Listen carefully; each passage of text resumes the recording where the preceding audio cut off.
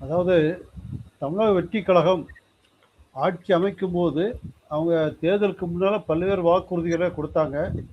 அது நம்ம அப்பவுமே நம்ம வந்து இவ்வளோ வாக்குறுதி குடுக்குறாங்களே, நிறைவேற்றுவாங்களா ஒரு எதிர்பார்ப்பு இருந்தது.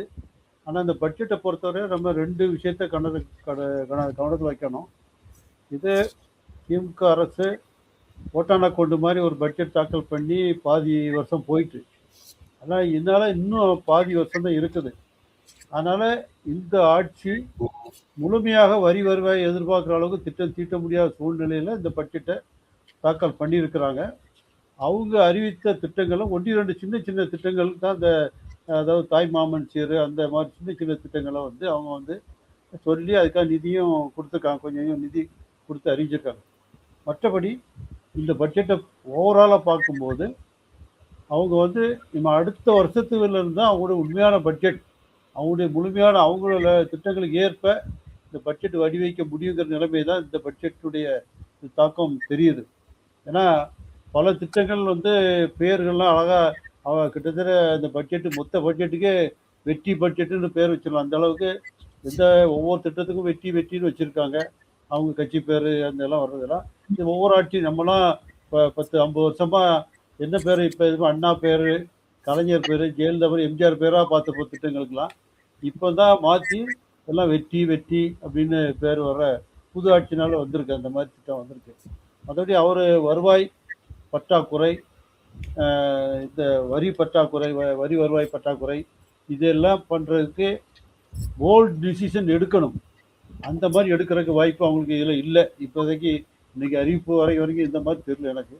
ஏன்னா அப்படி இருந்தால் தான் பற்றாக்குறை குறைச்சி அவங்க வந்து புதிய புதிய வரி வருவாய் பெருக்கி புதிய திட்டங்களை வந்து நிறைவேற்ற முடியும். ஏன்னா அவங்க அறிவித்த முக்கியமான திட்டங்கள் இந்த 2500 தர்றது அந்த திட்டங்களை இதை பற்றி காணலை. 6 சிலிண்டரை பற்றி காணலை. ஏன்னா அவருடைய பெரிய விமர்சனங்கள் இந்த பட்ஜெட்டுக்கு ஒரு பெரிய கடுமையான விமர்சனங்கள் ஏதாவது வந்திருக்கா சார்? ஆமா, ஜீரோ பட்ஜெட் சொல்லிட்டாரு அவரு. எடப்பாடி சொல்லி ஜீரோ பட்ஜெட் அப்படின்னு சொல்லிட்டாரு அவரு. இவரு உதயநிதி எடப்பாடி பழனிசாமி அந்த பட்ஜெட்டுக்கு கொடுத்த மதிப்பு 0.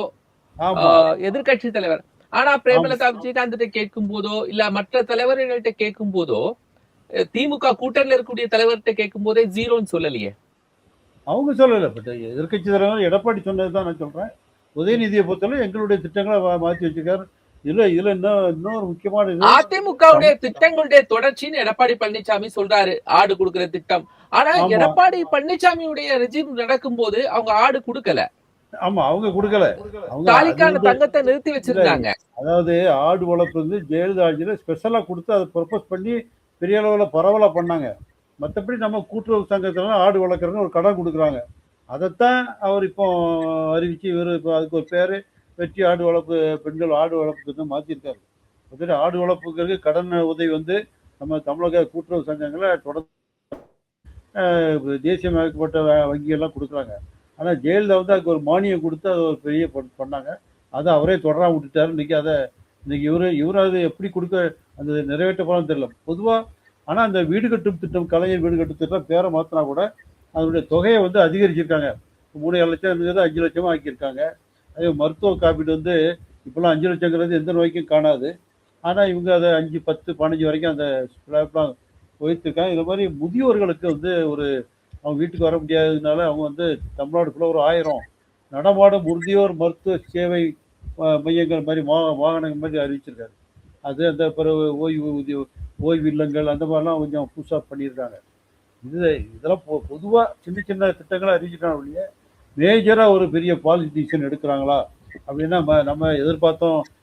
மருத்துவ இந்த அதாவது நம்ம மதுபான கொள்கையில மாற்றம் தெரிவித்து பெரிய அளவில் தனியார் மயமாக்க போகிறாங்க அறிவிக்கலாம்னு எதிர்பார்த்தோம். பட் இப்போ இதில் அறிவிக்கலை. ஒருவேளை அதை வந்து மானிய கோரிக்கை ஒவ்வொரு துறையின் மானிய கோரிக்கை வரும்போது இப்போல்லாம் சிஎம்லாம் ஒன்டன் அறிக்கையில் வாசிக்கிறாங்க. பொருளை அதில் வைக்கிறதுக்கு வாய்ப்பு இருக்குது. ஏன்னா இல்லைன்னா சிஎம் அறிவித்தாலும் யாரும் எதிர்த்து கேள்வி கேட்க முடியாது. அதெல்லாம் முடிச்சு போவோம். அது ஒரு பெரிய அவங்களுக்கு ஒரு ப்ளஸ் பாயிண்ட். அதனால் விஜய் அதை பயன்படுத்தி கொள்வார்னா நான் நினைக்கிறேன் அந்த பட்ஜெட்டை பொறுத்தவரையில். மற்றபடி இவர் வந்து திட்டங்களுக்கு பேர் சூட்டதால மற்றபடி பெரிய அளவில் ஒன்றும் அவங்க ஜாலம் வர்ண ஜாலம் போட்டு ஏமாத்துற மாதிரி தெரியல.